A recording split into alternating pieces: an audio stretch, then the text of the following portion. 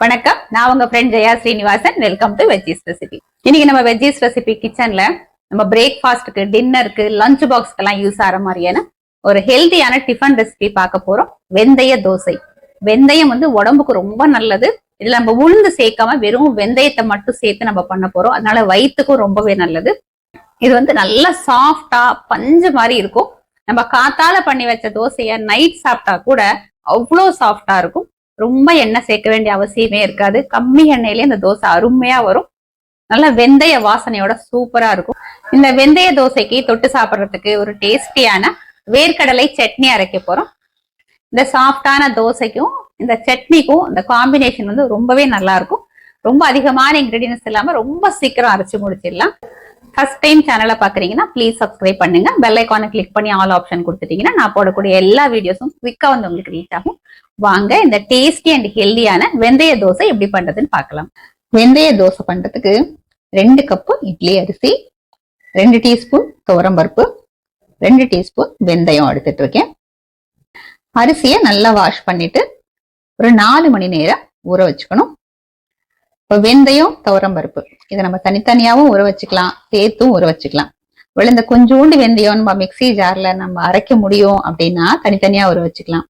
இல்ல கம்மியான குவான்டிட்டியா இருக்கு, இது அரைக்கிறது கஷ்டமா இருக்கும் அப்படின்னா துவரம்பருப்பையும் வெந்தயத்தையும் சேர்த்து ஊற வச்சு நம்ம அரைச்சிக்கலாம். நான் உங்களுக்கு காமிக்கிறதுக்காகவே அரிசியை தனியா ஊற வச்சிருக்கேன், வெந்தயத்தையும் துவரம்பருப்பையும் தனித்தனியா ஊற வச்சிருக்கேன். நான் அரைக்கும் போது வெந்தயமும் துவரம்பருப்பும் சேர்த்து தான் அரைக்க போறேன். வெந்தயம் அரைக்கும் போது நம்ம உளுந்தெல்லாம் அரைப்போம் இல்லையா, அதே மாதிரி கொஞ்சம் கொஞ்சமா தண்ணியை தெளிச்சு விட்டு விட்டு நல்லா அரைச்சுக்கணும். அப்ப இது நல்லா பொதன்னு உளுந்து மாவு மாதிரியே நமக்கு வரும். அந்த மாதிரி அரைச்சோம் அப்படின்னா வெந்தய தோசை நல்லா சாஃப்டா வரும், கசப்பும் இருக்காது. வெந்தயத்தை அரைக்கிறதுக்கு நான் ஒரு சின்ன மிக்சி ஜார் எடுத்துட்டு இருக்கேன். இந்த நம்ம ஊற வச்சிருக்கோம் இல்லையா, அந்த தண்ணியோட சேர்த்து நம்ம அரைச்சிக்கலாம். நம்ம துவரம்பருப்பு ஊற வச்சிருக்கோம் இல்லையா, இந்த தண்ணியை ட்ரைன் பண்ணிட்டு இந்த பருப்பை மட்டும் இந்த மிக்சி ஜார்ல சேர்த்துக்கலாம். இது இப்ப நல்லா அரைச்சி எடுத்துப்போம். ஆல்ரெடி வெந்தய தண்ணி இதுல இருக்கு. நல்லா அரைச்சிட்டு தேவையானதுன்னா நிறைய தண்ணி விடாம கொஞ்சம் கொஞ்சமா விட்டு நல்லா வெந்தயம் நல்லா நைஸா மத்திய அளவுக்கு நம்ம உளுத்தம்பருப்பு அரைப்போம் இல்லையா, அந்த மாதிரி ஃபைனா நம்ம வெண்ணெய் போல அரைச்சுக்கணும். வெந்தயம், துவரம்பருப்பை நான் அரைச்சி எடுத்துட்டு இருக்கேன். பாருங்க, நம்ம உளுந்து அரைச்சா எப்படி இருக்கும் அதே மாதிரி நல்லா திக்காவும் ஃபைன் பேஸ்டாவும் அரைச்சி எடுத்துட்டு இருக்கேன். இதை போல அரைக்கணும். நம்ம வெந்தயம் அரைக்கும் போது இந்த மிக்சி ஜார்ல இருந்து சைட்ல எல்லாம் ஒட்டும், அது எல்லாத்தையும் நம்ம நல்லா எடுத்து விட்டு அரைச்சுக்கணும்.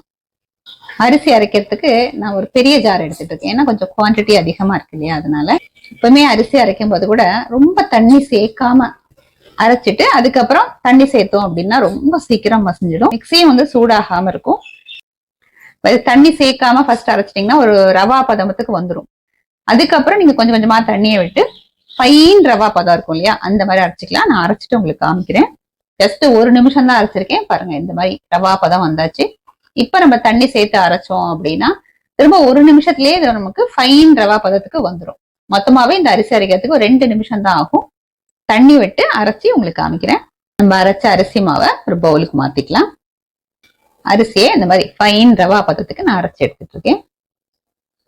நம்ம சின்ன ஜார்ல அரைச்ச வெந்தயம், துவரம்பருப்பு இந்த மாவையும் இந்த அரிசி மாவோட நம்ம சேர்த்துக்கலாம். பாருங்க எவ்வளவு திக்கா இருக்கு. இந்த மாவுக்கு தேவையான அளவு உப்பு சேர்த்துக்கலாம்.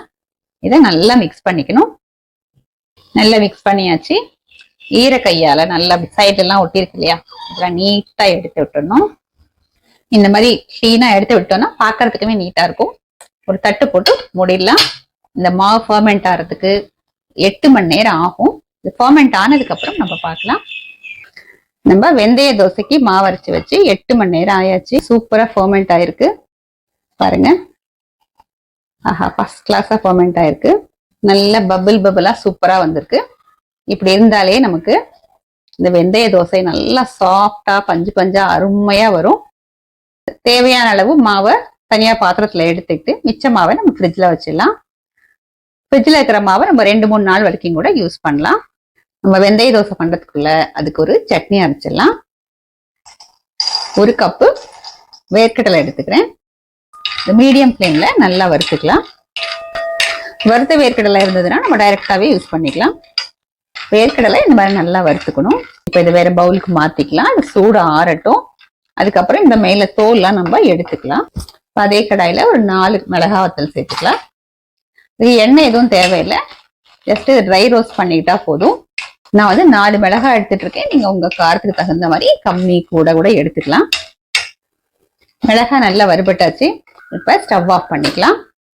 இதுல 1 டீஸ்பூன் ஜீரகம் சேர்த்துப்போம். இந்த கடாயை சூட்லயே ஜீரகத்தையும் வறுத்துக்கலாம். இதெல்லாம் கொஞ்சம் சூடு ஆறட்டும்.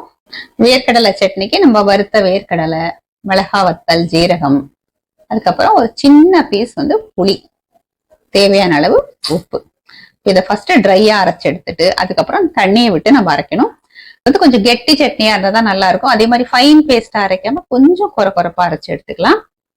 சட்னி அரைச்சி ஒரு பவுல்ல எடுத்துட்டு இருக்கேன். இப்ப இதுக்கு நம்ம தாளிச்சிடலாம்.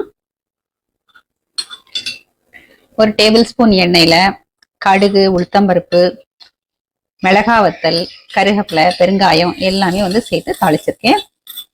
சட்னிய இந்த வெந்தய தோசையோட பரிமாறலாம்.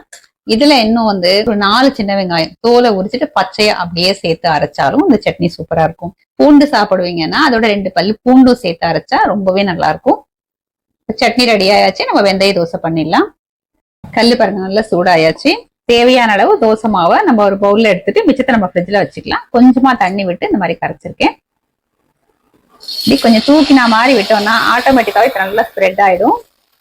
சுத்தி ஒரு 1/2 டீஸ்பூன் எண்ணெய் விட்டா போதும். எண்ணெய் விடாம கூட இந்த தோசையை நம்ம பண்ணிக்கலாம். மூடி போட்டு மூடிடுவோம். ஸ்டவ் ஃப்ளேமை மீடியம்ல வச்சுக்கலாம். இப்ப பாருங்க தோசை நல்லா கண்ணா வந்து நல்லா பொங்கி வந்திருக்கு. நல்லா மெத்து பிரஸ் பண்ணி பார்க்கும் போதே நல்லா தெரியுது பாருங்க. ஸ்பாஞ்ச் மாதிரி இருக்கு. இந்த தோசையை நம்ம திருப்பி போடணும்னு அவசியமே இல்லை. அப்படியே வந்து சர்விங் பிளேட்ல எடுத்துக்கலாம். பாருங்க எவ்வளவு நல்லா இருக்கு. இதே மாதிரி தேவையான அளவுக்கு நம்ம பண்ணி எடுத்துக்கலாம். வெந்தய தோசை பாருங்க நல்லா கண்ணா நல்லா சாஃப்டா வந்திருக்கு. பாருங்க நல்லா மெத்துன்னு இருக்கு. இதோட நம்ம இன்னைக்கு காம்பினேஷனா வேர்க்கடலை சட்னி அரைச்சிருக்கோம். இந்த தோசைக்கும் இந்த வேர்க்கடலை சட்னிக்கும் நல்ல ஒரு காம்பினேஷன். வெந்தய தோசை நல்லா சாஃப்டா பஞ்சு போல ரெடி ஆயாச்சு. இப்ப நம்ம டேஸ்ட் பண்ணி பார்த்துடலாம். பாருங்க எவ்வளவு மெத்துன்னு இருக்கு. இந்த சட்னியோட சாப்பிடறதுக்கு ரொம்ப அட்டகாசமா இருக்கும். அட்டகாசமா இருக்கு. செம்ம சாஃப்டா வந்திருக்கு. நம்ம முன்னாடி கூட வெந்தய தோசை வீடியோ போட்டிருக்கோம். அதுல வந்து வெறும் வெந்தயம் மட்டும் நான் சேர்த்திருப்பேன். இதுல வெந்தயத்தோட கொஞ்சம் துவரம்பருப்பு நம்ம சேர்த்திருக்கோம். இந்த துவரம்பருப்பு வெந்தயம் அந்த ரெண்டோட காம்பினேஷன் அந்த பிளேவர் வந்து ரொம்பவே நல்லா இருக்கும். வெந்தயம் சேர்த்திருந்தாலும் கொஞ்சம் கூட கசப்பு தெரியாது. அந்த தோசையில இருந்து வெந்தயத்தோட பிளேவர் வந்து தூக்கலா இருக்கும். இதுல வந்து மைல்டா இருக்கும். அப்ப குழந்தைங்க கூட வெந்தய வாசனை பார்த்துட்டு தோசை கசப்பா எனக்கு வேண்டாம்னு சொல்லுவாங்க. அந்த மாதிரி இல்லாம இந்த மாதிரி நீங்க வெந்தய தோசை பண்ணி கொடுத்தீங்கன்னா குழந்தைங்களோட நம்ம இந்த தோசையை சாப்பிட வச்சிடலாம். வெந்தயத்தை ஃபர்ஸ்ட் வந்து நல்லா மிக்சியில அரைச்சி அது நல்லா உளுந்தெல்லாம் அரைச்சா எப்படி வரும் அந்த மாதிரி அரைச்சுக்கணும் நம்ம. அப்போ வந்து கொஞ்சம் கூட கசப்பு இருக்காது. அதுதான் இதுல இருக்கிற ட்ரிக். வேற எதுவுமே இல்ல. ரொம்ப சிம்பிள் தான். இதே மாதிரி இதே மெத்தட்ல இதே அளவுகளோட இந்த வெந்தய தோசையை நீங்க ப்ரிப்பேர் பண்ணி பாருங்க. ரொம்ப சூப்பரா இருக்கும். ரொம்ப சாஃப்டா அருமையா இருக்கும். நீங்க லஞ்ச் பாக்ஸ்க்கும் தாராளமா எடுத்துட்டு போகலாம். பெரியவங்கல இருந்து சின்னவங்க வரைக்கும் எல்லாருக்குமே இந்த வெந்தய தோசை ரொம்ப பிடிக்கும். நீங்க ட்ரை பண்ணி பாருங்க. ட்ரை பண்ணி பார்த்துட்டு எப்படி வந்ததுன்னு கமெண்ட்ல சொல்லுங்க. லைக் பண்ணுங்க. உங்க ஃப்ரெண்ட்ஸ் அண்ட் ஃபேமிலியோட ஷேர் பண்ணுங்க. புது ரெசிபியோட நாளைக்கு நான் உங்களை மீட் பண்றேன். தேங்க்ஸ் ஃபார் வாட்சிங்.